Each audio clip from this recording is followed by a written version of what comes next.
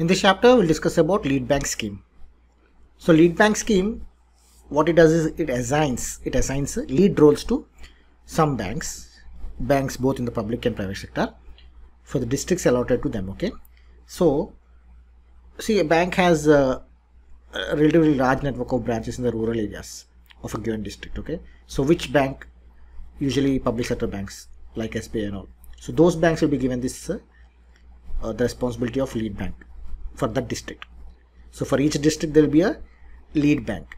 There might be many banks. Okay, so in a district there will be many banks. Maybe all public sector banks and all private sector banks are operating, but some banks will be having more branches, some less branches and all.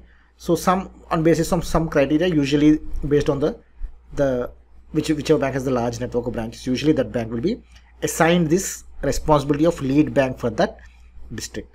So accordingly, all districts in the country have been allotted various banks as the lead banks.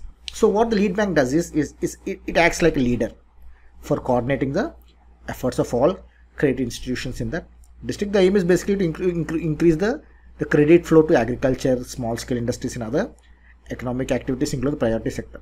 It's not about really about loans to industries and individual loans like housing loans. Those are not the priority here.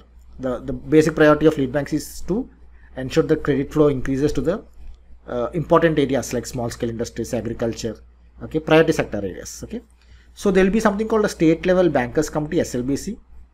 This is at the state level. Lead bank is at the district level. For the all districts put together will form a state. At the state level there will be something called a SLBC. It's a very powerful body.